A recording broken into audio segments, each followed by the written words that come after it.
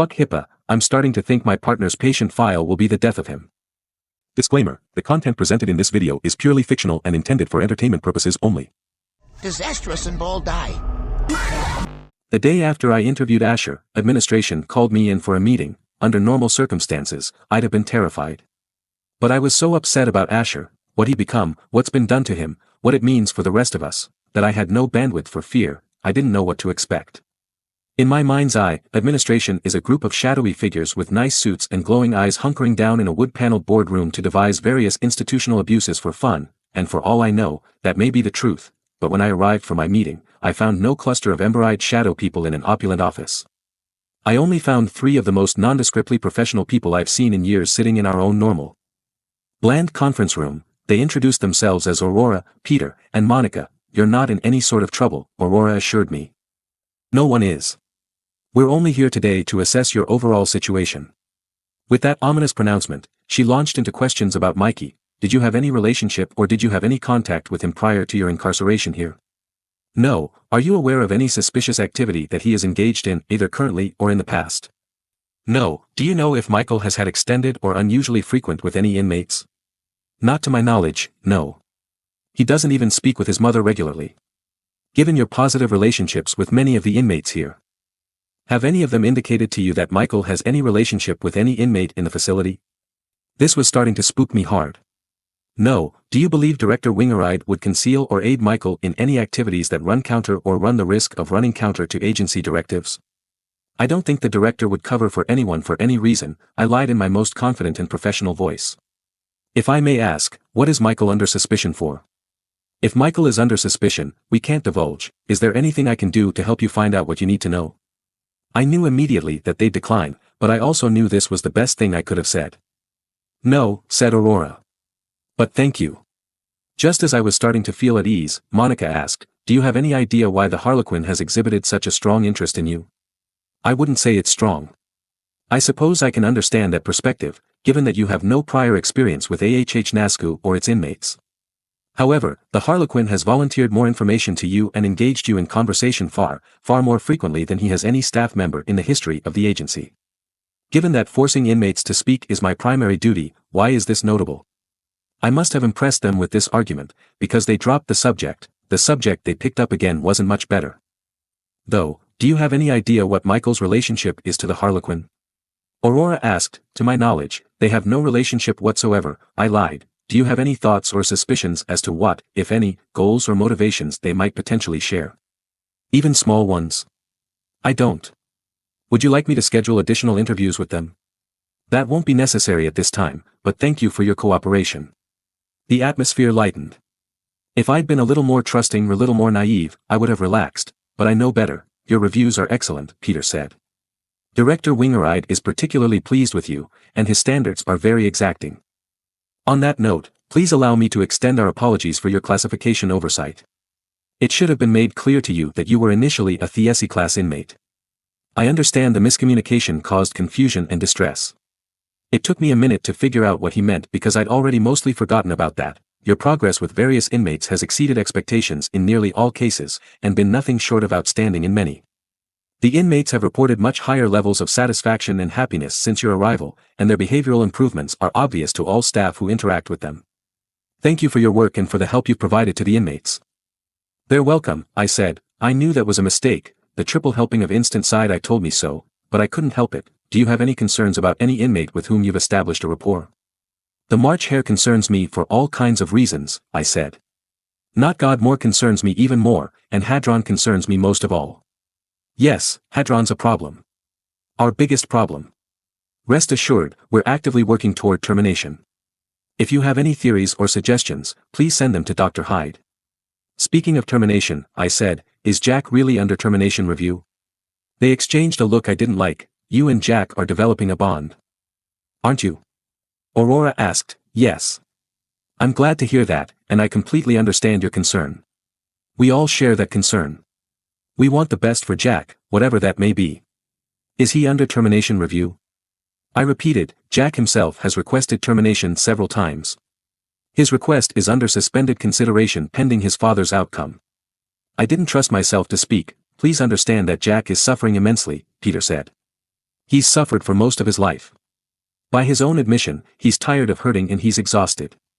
Aurora added, for what this is worth, the agency wouldn't strictly terminate him. If Jack's request is granted, no one would harm him. We would revoke all treatment except comfort care. He'd essentially be on hospice. No expense or effort will be spared in keeping him happy and pain-free until the end. Tears were burning my eyes. I couldn't let them fall, which meant I couldn't think about Jack anymore. Okay. What about the bye-bye mommy? Apologies, said Monica, but what about her? Is she under termination review, too? The hesitation told me everything I needed to know. That's a complicated question with a complicated answer, Peter said.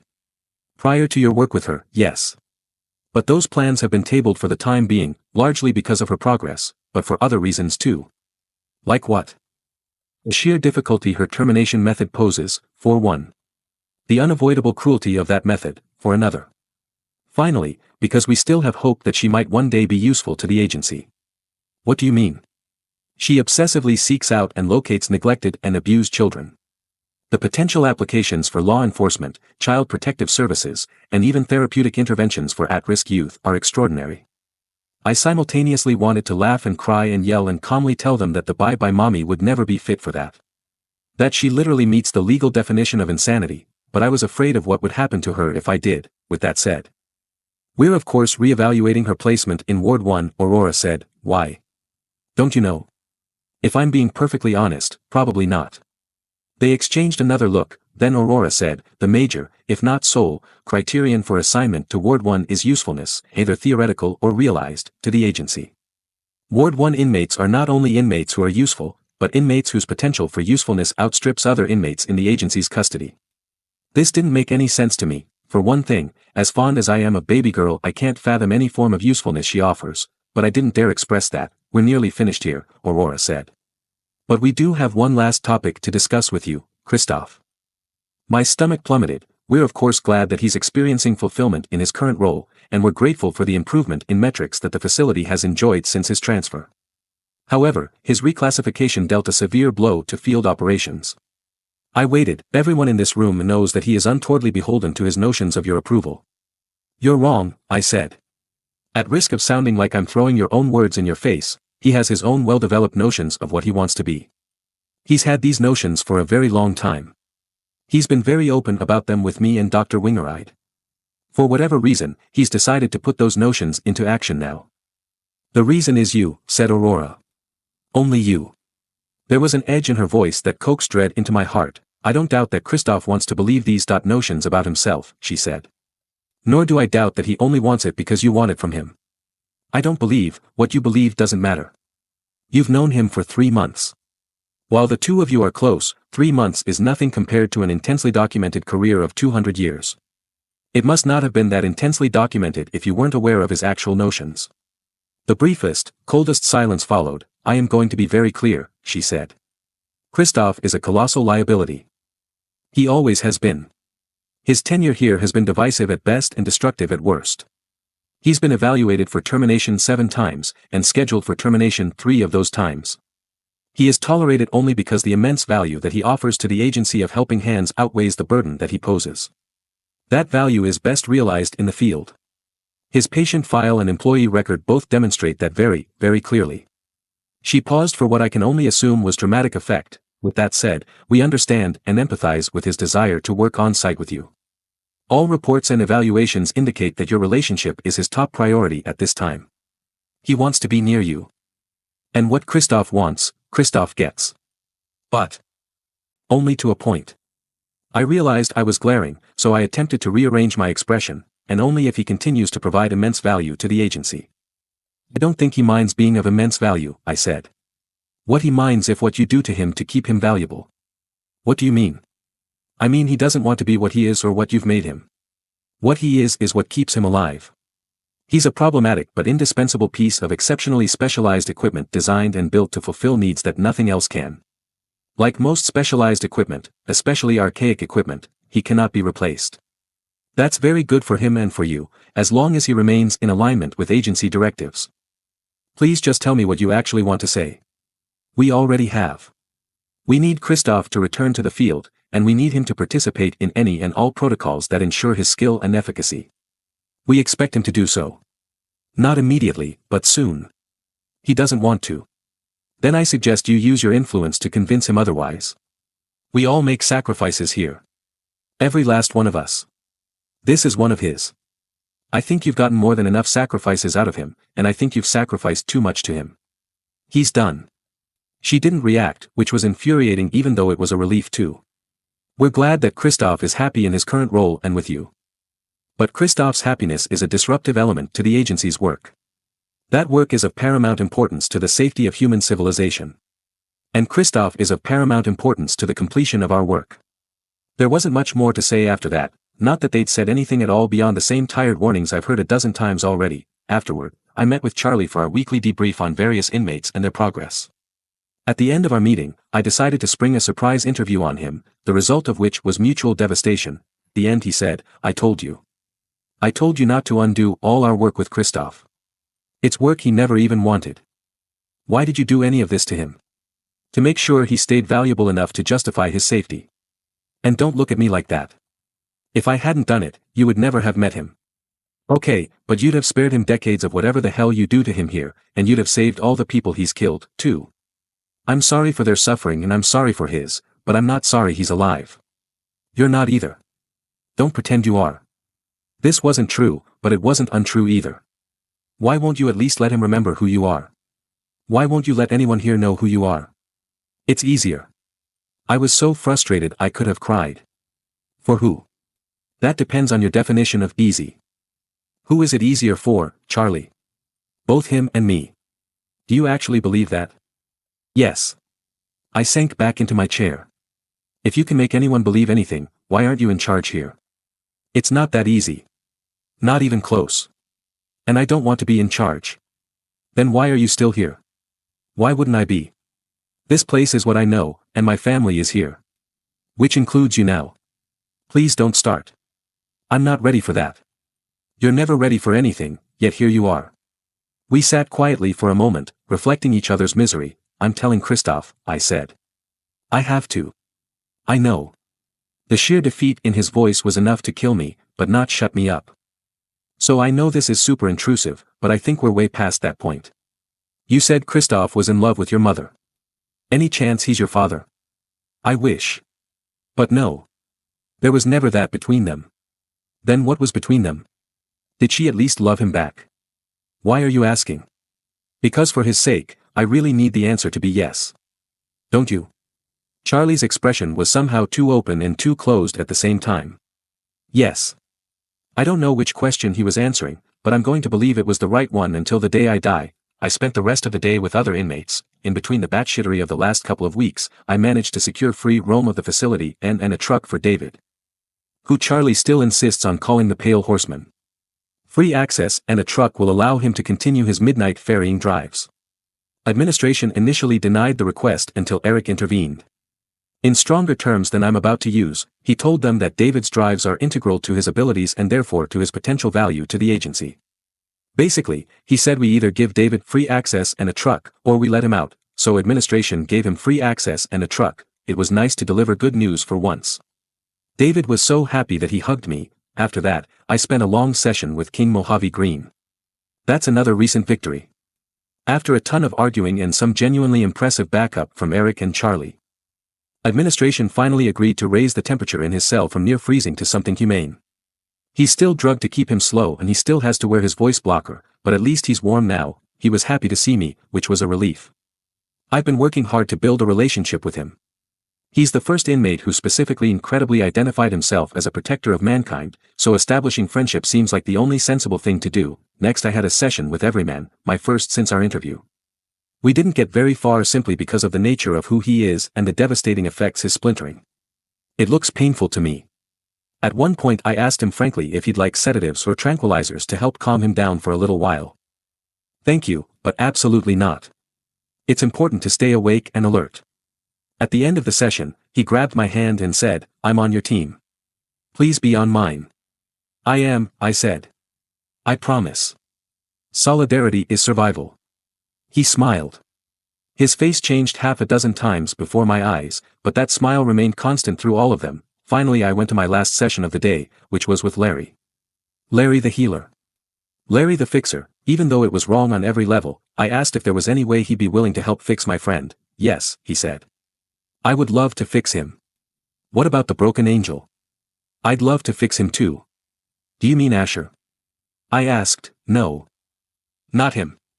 Serial. I hear his voice sometimes. I made a note of that, intending to forward it to Charlie, but I didn't. I still haven't. After all that came paperwork. Lots and lots of paperwork. I don't know how there's so much paperwork here. I do more paperwork than real work. Sometimes I don't mind, but these days I do. Before I knew it, it was late, Christophe was off his shift, and it was time to talk. About what? He asked curiously. Something important. I know you're tired and I know it's freezing cold, but we need to go for a walk. As he cheerfully bundled up, I agonized over whether telling him was even the right decision. Maybe it wasn't. Even so, it was the only decision. Once we were out in the trees, I told him everything Charlie said. Watching him deflate minute by minute was somehow even harder than I expected. So, he said, if I do not go back to what I was doing before, to hurting people, I will die. That's what he said. Do you want to listen to the interview yourself? Yes. I handed him my voice recorder and waited, watching as that deflation continued. Less than halfway through, he shut it off. I don't want to hear any more. I do not need to. I remember some of this. Not well, like a dream. But I remember. He wiped his eyes quickly. I wish I remembered better. I didn't know what to say. We walked back in silence. Administration's dire pronouncements echoed in my head with every step. How Christophe was a colossal liability who was allowed to live only because he did all their work for them. Charlie's voice echoed too, reminding me how Christophe's brutality keeps him alive. How he withers and dies without it. Christophe didn't say a word as we got ready for bed. I found the silence unbearable. Everything about this was unbearable. Even though it wasn't my place, even though he was entitled to process this information, all of which was so catastrophic on so many levels, in as much silence as he needed, I couldn't stand it. What are you doing to do? I asked. I do not think there is anything I can do. Or at least not anything I want to do. Even if it means you die. He shrugged. I am happy now. Very happy. This is what I would have chosen a long time ago if I had known I could choose it. I will never go back to what was before. If I die because of it, then I die. There's got to be a different way. If there was, the agency would have found it a long time ago, he said gently. No. I've seen your file. They haven't tried anything. I couldn't quite read his expression. I got the feeling that he didn't want me to. I hope you are right and I hope you are wrong at the same time. But they have told me many times that there's no other way. Who told you? Everyone. It took a lot of self-control, more than I thought I had, to be honest, to stay calm. Just because everyone says something doesn't mean it's true. I hope you are right, he said. But I will be okay if you are wrong. Only he wasn't okay, and I knew it. It is, after all, impossible to not be in tune with someone you literally cling to every night, but there wasn't anything I could say, so instead of talking, I propped myself up and hesitantly smoothed his hair back. He tensed slightly, then relaxed. That's nice, he said, so I kept going. He was right, it was nice. I think I enjoyed it as much as he did, maybe even more. I didn't stop until he fell asleep. I didn't sleep, though. I lay awake half the night thinking of solutions, each unlikelier than the last. When I finally drifted off, it was into a thin restless sleep. I dreamed of my grandmother's house. For some reason, it's the house I always think of when I picture the word home. In the dream, the house was nicer, cleaner and more beautiful than it had ever been in reality. It was a good dream. I woke up feeling not exactly refreshed, but well, by the time Christophe got up, I was practically exploding with solutions, everything from punching bags and boxing matches to convincing him to return to fieldwork in the hopes that the more violent nature of the job would forestall his decline. Pretty much the second he opened his eyes, I inundated him with every one of those nascent proposals. These are all good ideas, he said. Are you asking me because you are afraid they are not good? I want to make sure you're okay with them. Like if one works, would you be willing to do it forever? Are there any you're not okay with? I will try anything and I will do whatever works, he said, as long as I do not have to hurt anyone. I talked so long that we were both running late, so he hurried down to Ward 2 while I rushed out the door for my first session of the day, which was with Mary. The second I walked in, he asked, "Did you like the dream I sent you?" What? Your dream, he said slowly and loudly. About the pretty house with the golden windows in the rain. You made me have that dream. Well, maybe not exactly, but I made it really nice for you. Did you like it? Birdie ruffled her feathers, fixing me with her bottomless sockets. Yes, I said. But that doesn't mean it's okay. That's true, Birdie told him. There is no need to qualify a yes with a but, said Mary. Not unless the yes is actually a lie. Was your yes a lie? Mary, was it a boundary violation? Yes. Do you care? Barely. Was it overall a good experience? I think the answer is obvious judging by the fact that you're not yelling at me.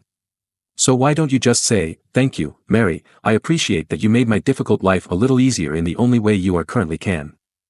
Already wishing I could go back to bed, I sat down. He immediately leaned forward. Do you know if Christophe liked his dream? I have no idea, and there's no way I'm asking him. You don't need to ask. I already know Christophe didn't like his dream. This is very true, Birdie said. How? Because I made sure it was full of Looney Tunes. He hates Looney Tunes. It scares him. Both of these things are true, Birdie said. I saw the dream too. I saw him hating the dream while he slept. But he wasn't afraid this time. He just hated it. Mary, if you know he's scared of Looney Tunes, why did you make him dream about Looney Tunes? Because he stopped visiting me. Do you think giving him nightmares is going to change that? Or? Not at all. That's not why I did it. I did it to punish him for ignoring me, just like I rewarded you for treating me well. I know he always says everyone else should be more like him, and usually I agree, but when it comes to me, he really should be more like you. This is true, Birdie said. You cannot reasonably expect him to be okay with your behavior. It may not be reasonable, but it is my expectation. It didn't really get better from there, but it didn't get worse either. Afterward, I marched to Charlie's office. Yes? He asked warily, with Christophe, what exactly has the agency tried? Other than the sanctioned sadistic torture you're all so fond of. A lot. Like what? I'll show you the records if you want. Everything is in his file, but how long has it been since anyone tried anything that was actually different? Why? Because I've got ideas, and like it or not, you're going to help me test every single one. He looked like he had a massive headache, but at least he didn't look made. Write every last one up into a proposal. I'll sign off and forward them. Do you mean it? Of course I do. Now, in the spirit of honesty, I don't think anything you come up with is going to work, but I'll try anything. So I went back to my room and feverishly wrote for hours, proposal after proposal, each centered on Christophe's care. Punching bags, hunting, VR games, up to and including something customized for him. Regular sports, extreme sports, returning him to the field to hunt down targets. Setting him loose on supervised missions with other inmates to beat up, or worse, people who deserve it anyway. Enlisting the Bye-Bye Mommy to cast an immersive glamour that would allow him to feel like he was tearing apart as many people as necessary without actually hurting anyone. I didn't expect that last one to pass muster in any way, partly because I don't really trust the Bye-Bye Mommy and partly because I don't see her cooperating anyway, but I figured it couldn't hurt to throw it in there. I even proposed an inmate wrestling league. There's a shape-shifting MMA fighter in Ward 2 who's been screeching about taking Christophe on for weeks. There's a bunch more who'd like to take their shot at him, so why not make everyone happy, and there were more. At least twice as many, some serious, some facetious, all angry. I dropped them all on Charlie's desk at the end of the day. There'll be more tomorrow, I warned. Good. I spent the evening brainstorming. I paced for an hour before hopping on the treadmill in the tiny employee gym. Running is usually my cure for stress, but I was so angry, and frankly, so scared, that it just made me twice as angry, plus sweaty and exhausted besides. I finally gave up and staggered to my shower. Mine still racing 1,000,000 miles an hour. I kept hearing Christophe's voice, if I die, then I die, and you know what? I get it, I get that in a just world, he would have died a long, long time ago. He'd have crumbled to dust before most of his victims had ever been born. He wouldn't be here now, experiencing happiness and fulfillment a full 500 years later, but I also get that his long, long life has been hell. Sometimes he's the demon, sometimes the victim. But either way, it's hell bookend between two tiny bright spots, his brief time with his mother and Anna, and the last few weeks he spent here at the Pantheon. 500 years, and only a fraction of them worth living. But none of that matters to me. All that matters is I don't want him to die, not because he's deserving. Not because it's fair. Not because it's right. Just because I want him to be happy for more than a little while, and because I want him here with me, but the only sure way to accomplish that is by destroying other people. I don't want him to do that any more than he wants to, and maybe I really am wrong. Maybe the agency really has tried everything over the years, and this really is the only thing that works. If that's the case, he's dead. If that's the case, he should be dead. For his sake and everyone else's, but I don't think it's the case. I was still spiraling by the time Christophe came in from his shift. I talked to Charlie today, he said. He told me about all your ideas. He says they're good and he has already sent them up the chain. Suddenly he looked indescribably sad. Thank you. We got ready for bed. Usually we enjoy a sleepovery atmosphere, but not that night. We were both too mired in our own thoughts. I was terribly worried about him besides, and I had the feeling he was just as worried about me. That made me sad, too. We lay in silence for a little while. The tension was practically coming off him in waves. I could tell he didn't want to talk, but it felt wrong to just let him lay there stressing, so I started stroking his hair. He relaxed immediately this time. But after a few minutes, he sat up and shyly touched my shoulder. Figuring he actually did want to talk now, I sat up too. He pulled away, looking anxious. I followed his lead and withdrew, heart sinking. I expected him to say I needed to let it all go and let him die, but he didn't say that. He didn't say anything. What's wrong? I finally asked. Nothing, he said. Come here. Please. His tone put me on edge, but only a little. I clambered over. He reached over and pulled me close. Very, very close. I waited, heart thundering, then he reached up and touched my face so gently I could barely feel it. He didn't meet my eyes as his fingertips slid down and brushed my neck. Almost without thinking. I leaned into his touch and put my hand over his. He finally looked at me, and I saw he was afraid. I kissed him.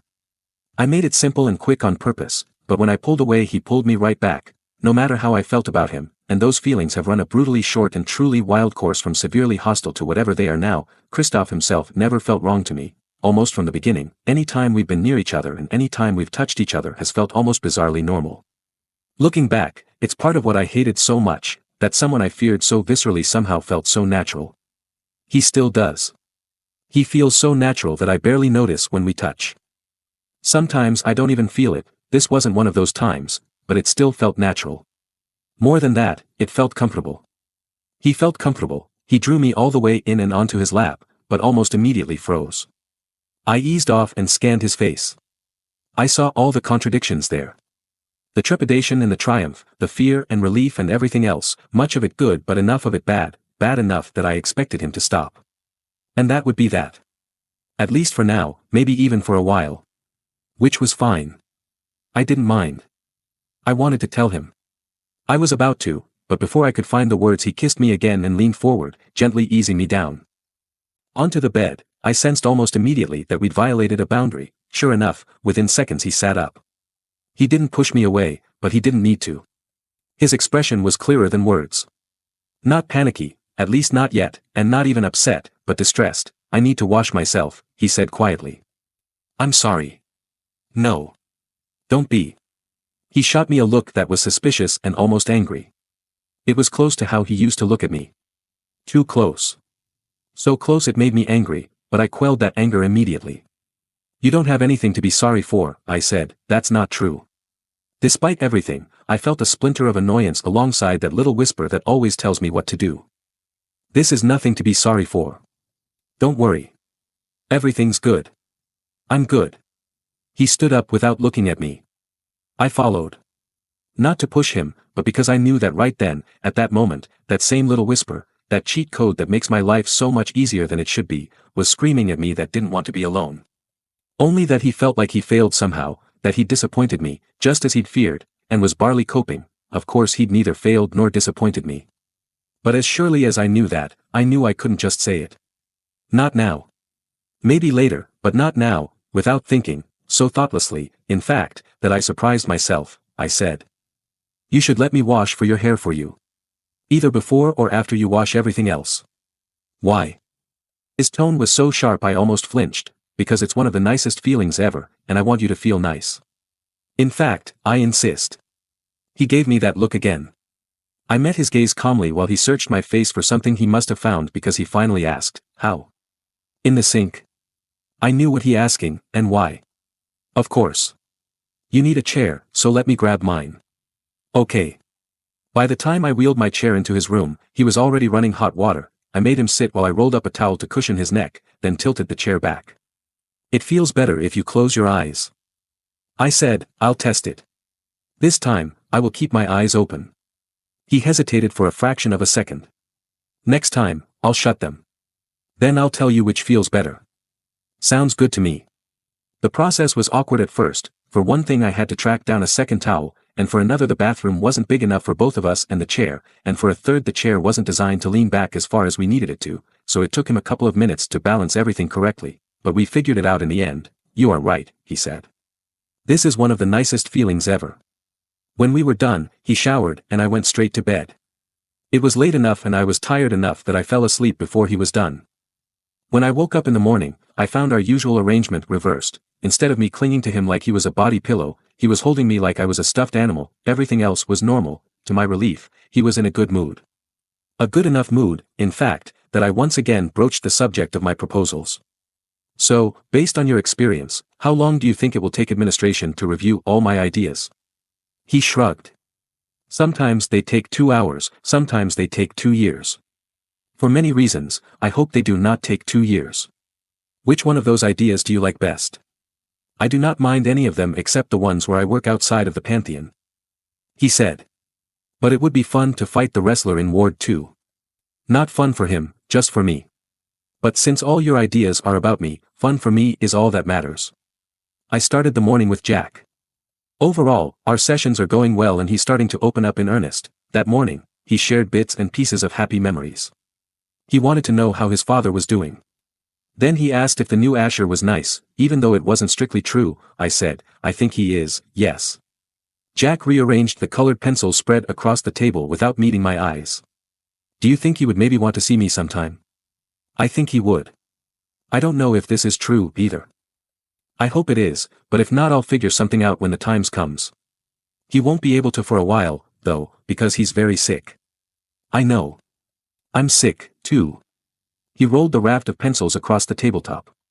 "Dr. Cortland says he looks different than my dad. Way different." "He does. He honestly looks a little scary. Or maybe a lot scary." "So do I, only for now. You'll get better." Instead of acknowledging that, he said, "I hope he visits me when he gets better. I know he's not my dad. Don't worry. I just want him to visit." Wei, the woman from administration, uttered the word hospice. Afterward, I checked in with Charlie about the proposals. "No word yet," he said. "It'll be at least a few days even if administration prioritizes them." Every gram of poorly restrained anger and fear reared up inside me. "What do you mean, even if?" "I mean they may not prioritize them. I hope they do and I ask them to, but they may not." "Why?" "Because as far as they're concerned, they know how to handle Christophe already. Prior to your outburst, there was no outburst, Charlie. Prior to your insubordination, their word, not mine, in that meeting, they were going to request your cooperation with their plans. Which are? They plan to reinstate his reconditioning protocols once his deterioration hits a certain point. Just them. Or you. Too. Do you have to ask?" Anger and revulsion threatened to overwhelm me. If they don't start approving those proposals fast, I'll try every last one of them on my own whether they approve it or not. "We've tried to find other ways over the years," Charlie said. "The only things we haven't tried are things that will almost certainly compromise his usefulness." It sounds sick. It is sick. But his usefulness keeps him alive. He's useful now. He's carrying Ward 2 on his shoulders. That's useful, Charlie agreed. But it's a lot less useful than carrying field operations on his shoulders. And suddenly I had another idea. Or at least, part of one. I've heard administration is evaluating other inmates to replace Christophe in the field. They are. With one exception, however, it's not promising. Who's the exception? You haven't met him yet. What if Christophe agrees to train him? And whoever else admin commissions as T-class agents? He rubbed his face fretfully. Write it up. Why don't you? Because no one listens to a word I say. So make them. It's not that easy. That sounds like a cop-out. It is, but only half of one. At that moment there was a knock on the door, and Eric came in. Charlie quickly dismissed me. I thought about forcing one or both of them to talk to me, but decided to save that for later. I spent my downtime working on more ideas to keep Christophe alive, healthy.